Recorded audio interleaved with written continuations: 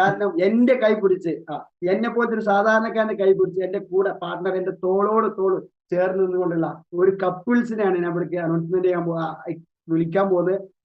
Niyas sir okay അല്ല? Okay, അപ്പൊ നമുക്ക് നല്ലൊരു മ്യൂസിക്കിന്റെ ഒക്കെ ബാക്ക്ഗ്രൗണ്ടോട് കൂടി അവരെ ക്ഷണിക്കാം. നിയാസ് സാർ ഓക്കെ, അപ്പൊ വിളിക്കാൻ പോവാണ്. അത് മറ്റാരുമല്ല, നിങ്ങളൊക്കെ കണ്ടും കേട്ടും പരിചയമുള്ള കമ്പനിയുടെ എമറാൾഡ് എക്സിക്യൂട്ടീവ് റാങ്കിൽ നിൽക്കുന്ന സായിദ മാഡം ആരിസാൻ. അവിടെ വാല്യുബിൾ ആയിട്ടുള്ള അവരുടെ ജീവിതത്തിൽ ഒരുപാട് മാറ്റങ്ങൾ ഉണ്ടാക്കിയിട്ടുള്ള ഈ ഒരു എക്സ്പീരിയൻസിന് വേണ്ടിയിട്ട് ഈ ഒരു താങ്ക് യു സോ മച്ച്. രണ്ട് ലിങ്കിലും രണ്ട് ഡിവൈസിലും ഓഡിയബിൾ ആണെന്ന് വിചാരിക്കുന്നു. യെസ്, ഓഡിയബിൾ ആണ്. Thank you so much. Okay, അപ്പോ ഈ ഒരു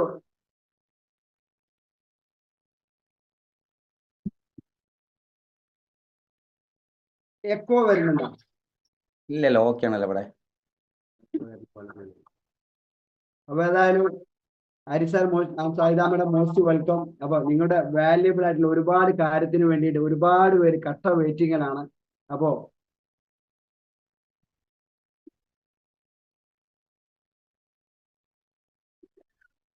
പോസ്റ്റ്മാർ എനിക്ക് ഇന്ന് ഹെൽപ്പ് ചെയ്യാൻ പറ്റിയാണെങ്കിൽ ഉപകാരമായിരുന്നു. ഇത് 2 ഡിവൈസിലായതുകൊണ്ട് അതിന്റെ ഭയങ്കരമായിട്ട് കൺഫ്യൂഷൻ വരുന്നുണ്ട്.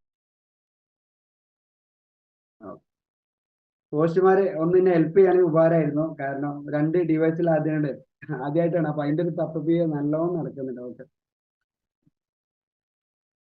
അപ്പൊ ഏതായാലും നമ്മുടെ പ്രോഗ്രാം സ്റ്റാർട്ട് ചെയ്യാം. സാർ, സായിദ മാഡം, അപ്പോ ഇനി കൂടുതലൊന്നും കാര്യങ്ങളൊന്നുമില്ല, നിങ്ങളെ പരിചയപ്പെടുത്താം. ബാക്കി നിങ്ങൾ അങ്ങോട്ട് തുറന്നോളൂ.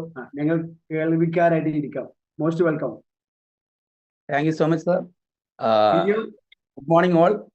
എൻ്റെ പേര് ഹാരിസ് കലാകൻ. സ്ഥലം വരുന്നത് മലപ്പുറം ജില്ലയിലെ കുന്നുംപുറം എന്നൊരു സ്ഥലത്താണ്.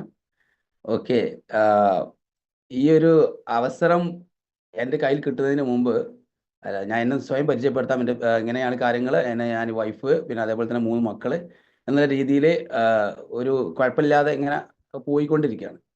ഓക്കെ, ആ സമയത്ത് പിന്നെ ഒരുപാട് ജീവിതമാണല്ലോ, ഒരുപാട് ട്രാജഡികളും ഒരുപാട് പ്രശ്നങ്ങളും കാര്യങ്ങളും ഒക്കെ ആവുമ്പോൾ നമുക്ക് സ്വാഭാവികമായിട്ടും നമ്മളെ ലൈഫിൽ പലവിധ മാറ്റങ്ങൾ ഉണ്ടാവും.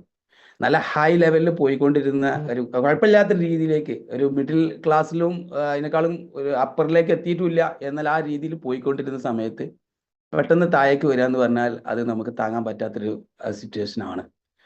അപ്പൊ അങ്ങനെ ജീവിതത്തിന്റെ ഒരു ലെവലിൽ പല മേഖലകളും ചെയ്തിട്ടുണ്ട്. ജീവിതത്തിൽ ചെയ്യാത്ത മേഖലകൾ ഉണ്ടോ എന്ന് ചോദിച്ചു കഴിഞ്ഞാൽ ഇല്ല. റോഡ് സൈഡിൽ പായ വിരിച്ച് ചെരുപ്പ് വിറ്റിട്ടുണ്ട്. റോഡ് സൈഡിൽ വണ്ടിയിൽ നമ്മുടെ ഒരു പഴയ 800 ഉണ്ടായിരുന്നു. 800-ൽ ഷർട്ട് ഹാങ്കർമ പിടിച്ചിട്ട് 300 പറഞ്ഞിട്ട് റോഡ് സൈഡിൽ വെച്ച് വിറ്റിട്ടുണ്ട്. പിന്നെ പറയുകയാണെങ്കിൽ ഒരുപാട് ഗൾഫിൽ വരെ പോയിട്ട് ബിസിനസ് ചെയ്തിട്ടുണ്ട്. നാട്ടിൽ ബിസിനസ് ചെയ്തിട്ടുണ്ട്, ഹോട്ടൽ ബിസിനസ് ചെയ്തിട്ടുണ്ട്, കൂൾബാർ അങ്ങനത്തെ പരിപാടികളൊക്കെ ചെയ്തിട്ടുണ്ട്. പിന്നെ ജീവിതത്തിൽ ഒരുപാട് മേഖലകൾ കയ്യിൽ കുത്തി. എവിടെയും ഒരു എന്താ പറയാ, ഒരു ഗുണവും എവിടെയും എനിക്ക് കിട്ടിയിട്ടില്ല. ദോഷമില്ലാതെ ഒരു ഗുണവും എവിടെയും കിട്ടിയിട്ടില്ല. അപ്പോൾ ഞാൻ പിന്നെ ചെയ്ത ഒരു കാര്യം എന്താണെന്ന് ചോദിച്ചു കഴിഞ്ഞാൽ, ഞാൻ ഈ ഒരു പിന്നെ ഈ ഒരു ബിസിനസ്സിലേക്ക് വരുന്നതിന് മുമ്പ് ഞാൻ ഒരു ടെക്സ്റ്റൈൽസ് മേഖലയിലും അതേപോലെ തന്നെ ടെക്സ്റ്റൈൽസിൽ അക്കൗണ്ടന്റ് ആയിട്ട് വരെ വർക്ക് ചെയ്ത വ്യക്തിയാണ്.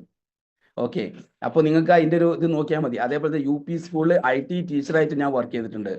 അങ്ങനെ സകലകലാ വല്ലഭൻ എന്ന് പറഞ്ഞാൽ കുഴപ്പമില്ല, പക്ഷേ സകലകലാ വല്ലഭന്റെ കയ്യിൽ എന്തെങ്കിലുമൊക്കെ ഉണ്ടാവും. ഈ വല്ലഭന്റെ കയ്യിൽ ഓട്ടക്കാലണ, സ്ഫടികത്തിലെ ഇവർ പറഞ്ഞ പോലെ ഓട്ടക്കാലണ മാത്രമേ ഉണ്ടായിട്ടുള്ളൂ. അപ്പോൾ ഈ പാവത്തിന്റെ ഏകദേശം 10-38 പവൻ സ്വർണം പോയി എന്നല്ലാതെ യാതൊരു ഗുണവും എൻ്റെ ബിസിനസ്, ഒരുപാട് ബിസിനസ് എക്സ്പാൻഡ് ചെയ്യാൻ ഒരുപാട് ബിസിനസ് സ്റ്റാർട്ട് ചെയ്യാൻ ശ്രമിച്ചത് കൊണ്ടും പല ബിസിനസ് പല മേഖലയിലേക്ക് കയറി ചെല്ലുമ്പോൾ മുതൽ മുടക്കുന്ന കാരണം കൊണ്ടും ഒരുപാട് നഷ്ടങ്ങൾ ഉണ്ടായി എന്നല്ലാതെ ലൈഫിൽ ഒരു ഗുണവും ഉണ്ടാക്കാൻ പറ്റിയിട്ടില്ല. ഓക്കെ, അപ്പോൾ പിന്നീടാണ് ഈ ഒരു കൊറോണയ്ക്ക് മുമ്പ് ഒരു കോഫി ഷോപ്പ് ബാംഗ്ലൂരിൽ നടത്താൻ കിട്ടുകയും ആ കോഫി ഷോപ്പിൽ കുഴപ്പമില്ലാത്ത രീതിയിൽ, അതായത് 10-12,000 രൂപയൊക്കെ സെയിൽസ് ഉണ്ടായിരുന്ന കോഫി ഷോപ്പ് ഞാൻ എന്ത് ചെയ്തു, ഒരു 20,000 രൂപയ്ക്ക് മുകളിൽ 25,000 രൂപ റേഞ്ചിലേക്ക് എത്തിച്ചു.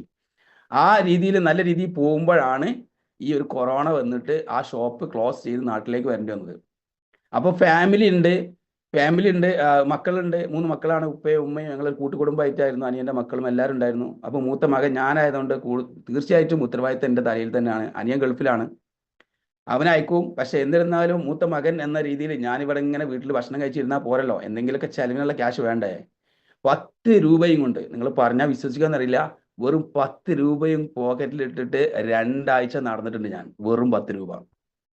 അപ്പോൾ ആ രീതിയിലൊക്കെ നിന്നപ്പോൾ എനിക്ക് തോന്നി, ഇങ്ങനെ പോയാൽ പോലെ എന്തെങ്കിലും ചെയ്യണം. എന്തെങ്കിലും ചെയ്യാൻ വേണ്ടി നോക്കുമ്പോൾ ഏത് വാതിൽ മുട്ടിയിട്ടും എവിടെയും തുറക്കുന്നില്ല.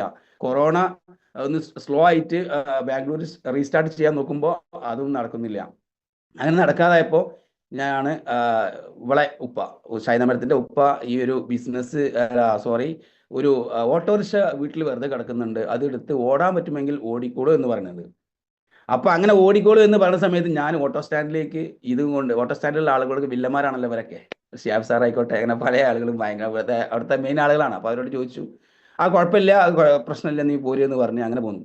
പോയപ്പോ എന്താണ്, 200 രൂപ 300 രൂപ ഒക്കെയാണ് ഒരു ദിവസം രാവിലെ മുതൽ വൈകുന്നേരം വരെ ഓടാ കിട്ടുക. കൊറോണ ടൈമാണ്, അതുകൊണ്ടാണ്. എന്നാലും അതിന്റെ കൂടെ അങ്ങനെ അഡ്ജസ്റ്റ് ചെയ്ത് പിന്നെ എൻ്റെ ഒരു അമ്മാവന്റെ